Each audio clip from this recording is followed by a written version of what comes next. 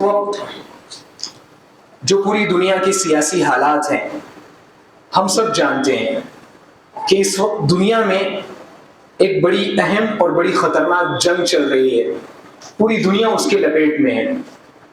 लेकिन सवाल यह है कि एक मुसलमान का, आम मुसलमान का इसके बारे में क्या किरदार होना चाहिए। अगर आप सऊदी अरब जाएं, वहां के बड़े बड़े उलमा की जिंदगी आप देखें तो एक बहुत प्यारी चीज आपको नजर आएगी कि वहां के उलमा सियासत के बारे में बहुत कम गुफ्तगू करते हैं। उनका ये ख्याल है और उनका बड़ा प्यारा जुमला है कि अम्मा सियासा फनतरुकुहा लिअहली सियासा, यानी सियासी जो मामलात होते हैं हम इसे अहले सियासत के हवाले करते हैं। सियासी मामलात सियासी लोग हल करेंगे। हमारा काम, अगर मुसलमानों पर दुनिया में कहीं भी कोई मुसीबत और परेशानी आई है तो हमारा काम यह है कि हम अल्लाह रब्बुल आलमीन से दुआ करें कि अल्लाह रब्बुल आलमीन उस परेशानी को दूर फरमा और पूरी दुनिया में अमन सुकून अता फरमा। जब ये दुआ वो वहां के अहले इल्म जब ये दुआ करते हैं तो बहुत सारी बीमारियों और बुराइयों से अपने आप को खुद ब खुद महफूज कर लेते हैं। इसके मुकाबले में एक आम मुसलमान जो हिंदुस्तान में रहता हो, आप देखें उनका रवैया क्या होता है।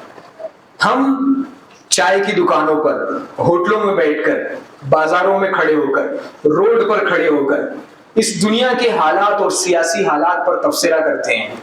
और ताज्जुब की बात यह है कि जंग हमसे हजारों मील दूर हो रही है, समंदर पार, लेकिन हम जिन्हें अपनी जिंदगी गुजारने का बराबर सलीका नहीं है, अपनी जिंदगी पर कंट्रोल नहीं है, हम 7 समंदर पार हजारों मील दूर बैठकर वहां के उलमा, वहां के हाकिमों को मशवरा देते हैं कि उन्हें ये करना चाहिए, उन्हें ये करना चाहिए, जबकि हमारा खुद अपनी जिंदगी पर कंट्रोल नहीं है। क्यों होती है ये सब चीजें? क्यों एक इंसान गैर जरूरी चीजों में उलझता चला जाता है? क्योंकि उसे सही इल्म नहीं होता।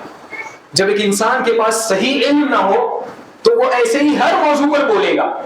एक बड़ा मशहूर लतीफा है कि एक शख्स कहता है कि मेरी बीवी किसी भी मौजू पर 2 घंटा बोल सकती है। सामने वाला कहता है मेरी बीवी को तो किसी मौजू की जरूरत भी नहीं है, वो बगैर मौजू के 2 घंटा बोल सकती है। हमारे बहुत सारे मुसलमान भाई ऐसे ही हैं, उन्हें पता ही नहीं होता है कि हालात क्या है, मौजू क्या है। वो बगैर मौजू के चाय के खाने पर बैठकर हजारों कई घंटों बिना जरूरत गुफ्तगू करते हैं। इसका ताल्लुक इल्म से है। अल्लाह के इमाम शाफी रहमतुल्लाह अलैह फरमाते हैं कि इल्म के 4 दर्जे हैं। पहला दर्जा ये है कि जब एक इंसान थोड़ा सा इल्म हासिल कर लेता है तो वो अपने आप को बहुत बड़ा आलिम समझने लगता है। ये समझता है कि जो मैं कह रहा हूं, जो मैं समझ रहा हूं वही सही है, उसके अलावा सब गलत है। और अक्सर लोग ऐसे ही होते हैं। फिर इमाम शाफी कहते हैं कि दूसरा दर्जा इल्म का वो है कि जब एक इंसान थोड़ा और इल्म हासिल करता है तो उसे समझ में आता है कि नहीं, अभी जो चीजें मुझसे छूटी हैं वो बहुत ज्यादा है, अभी मैंने बहुत कम इल्म हासिल किया है। तो क्या होता है, वो और इल्म हासिल करने की कोशिश करता है। तीसरा दर्जा ये है कि जब एक इंसान और ज्यादा गहराई में उतरता है तो उसे एहसास होता है कि इल्म तो एक समंदर है, मैंने जो हासिल किया है वो कुछ भी नहीं है। इल्म तो एक समंदर है, एक खजाना है। जब ये इंसान इस मरहले पर पहुंच जाता है, तीसरे मरहले पर, तो उसे एहसास होता है कि मैं सबसे बड़ा जाहिल हूं। तो फिर वो लोगों पर एतराज नहीं करता, वो बहुत ज्यादा लोगों से सुनने की कोशिश करता है, किताबें पढ़ने की कोशिश करता है, वो बहुत ज्यादा लोगों से इख्तिलाफ नहीं करता। ये तीसरा दर्जा है। और चौथा दर्जा वो कोई भी इंसान हासिल नहीं कर सकता, इसलिए कि वो अल्लाह के पास है जो अल्लाह हर चीज जानता है। आज हम अपने मुसलमानों को देखें, नौजवानों को, आज हम बगैर जरूरत के किसी भी मौजू पर बिना जरूरत गुफ्तगू करते हैं। जाहिर सी बात है, इंसान जितने ज्यादा अल्फाज अपनी जबान से निकालेगा उतना ज्यादा उससे गलतियां होंगी और उतना ज्यादा उसके गुनाह होंगे। इसीलिए अहले इल्म एक बड़ा मशहूर जुमला कहते हैं कि मन कसुर इल्मुहु क़ल्ल कलामुहु, जिसका इल्म बहुत ज्यादा होता है वो बहुत कम गुफ्तगू करता है, और जब कम गुफ्तगू करता है तो उससे बहुत कम गलतियां होती हैं। आज इल्म के बारे में हमारे मुस्लिम नौजवानों का एक दूसरा बहुत खतरनाक मामला यह है कि हमें अगर दुनिया में किसी चीज का इल्म हासिल करना होता है तो हम फौरन इंटरनेट खोलते हैं, यूट्यूब देखते हैं और इंटरनेट से इल्म हासिल करने की कोशिश करते हैं। علم یہ اللہ رب العالمین کا دین ہے، اور اللہ رب العالمین کا دین ایک امانت ہے۔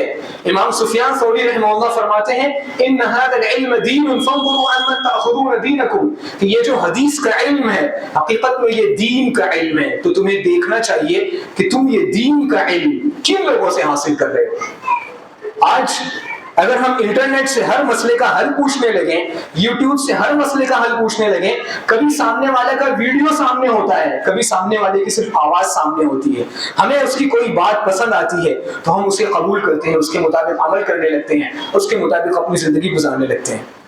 یاد رکھیے دین کا علم مجہول لوگوں سے حاصل نہیں کیا جاتا، ایسے لوگوں سے حاصل نہیں کیا جاتا جن کے بارے میں آپ کو پتہ ہی نہ ہو کہ سامنے بولنے والا کون ہے، سامنے انسان بول رہا ہے یا مشین بول رہی ہے، اور جو بولنے والا ہے اس کا عقیدہ کیا ہے، اس کا دین کیسا ہے، اس کا کردار کیسا ہے۔ یہی وجہ ہے کہ محدثین نے اگر کوئی شخص عالم ہو لیکن اس کا کردار صاف ستھرا نہ ہو، وہ نمازیں نہ پڑھتا ہو، جھوٹ بولتا ہو، لوگوں پر ظلم کرتا ہو، تو ایسے لوگوں سے بھی حدیث نہیں لیا کرتے تھے، کیونکہ اس کا علم اس کے کردار کے مطابق نہیں ہے۔ اور ہمیں زندگی میں کوئی مسئلہ پیش آتا ہے تو ہم ہر ایک سے علم حاصل کرنے کی کوشش کرتے ہیں، نتیجہ یہ ہوتا ہے کہ ہم ایسے لوگوں کو جس کی کوئی کلپ، جس کی کوئی بات ہمیں بڑی اچھی نظر آتی ہے، ہم اس کے فیورٹ بن جاتے ہیں، اسے اپنا فیورٹ بنا لیتے ہیں، اپنا پسندیدہ بولنے والا بنا لیتے ہیں، اور پھر اسی کو لگاتار سننے لگتے ہیں۔ تو ہوتا کیا ہے، اگر وہ شخص غلط عقیدے والا ہو تو وہ خود بھی گمراہ ہوتا ہے، دوسروں کو بھی گمراہ کرتا ہے۔ یہی وجہ ہے کہ قیامت کی علامت جو اللہ کے نبی صلی اللہ علیہ وسلم نے بتلائی ہے وہ علم سے جڑی ہوئی ہے۔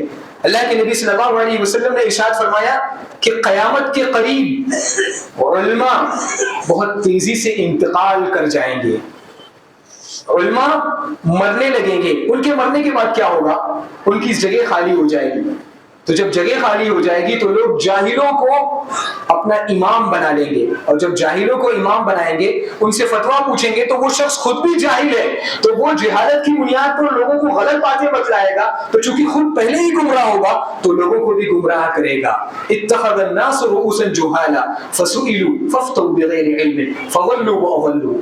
آج ہمارے مسلمان بھائی بغیر علم کی گفتگو کرتے ہیں، بلکہ بڑا تعجب ہے کہ ہم نے ایسے لوگوں کو کبھی کبھی ممبر و محراب دے دیا ہے جنہیں علم نہیں ہے، علماء نے ان کا تزکیہ نہیں کیا ہے، اور علماء انہیں جانتے بھی نہیں ہیں۔ ایسے لوگ مسجدیں سنبھال رہے ہیں، ایسے لوگ ممبر سنبھال رہے ہیں، ایسے لوگوں کا یوٹیوب پہ چینل ہے، ہزاروں لوگ انہیں سن رہے ہیں۔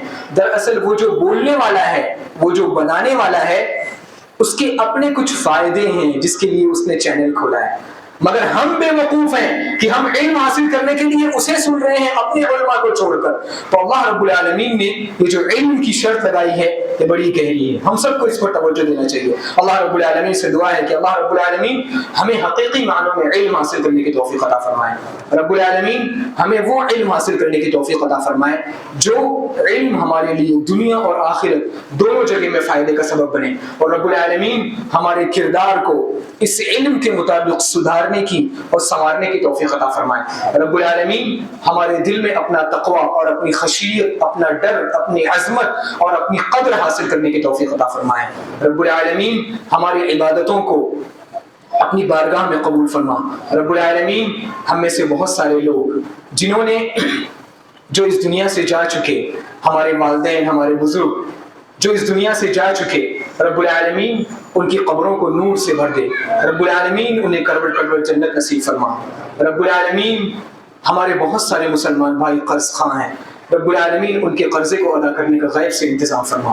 رب العالمین ہمارے بہت سارے مسلمان بھائی نیک اور صالح اولاد کے لیے ترس رہے ہیں، رب العالمین انہیں نیک اور صالح اولاد عطا فرما۔ رب العالمین ہمارے بہت سارے مسلمان بھائی نیک اور صالح جوڑے کی تلاش میں ہیں، رب العالمین انہیں نیک اور صالح جوڑا عطا فرما۔ رب العالمین اس مسجد کی حفاظت فرما، رب العالمین اس مسجد میں نماز ادا کرنے والوں کی مغفرت فرما۔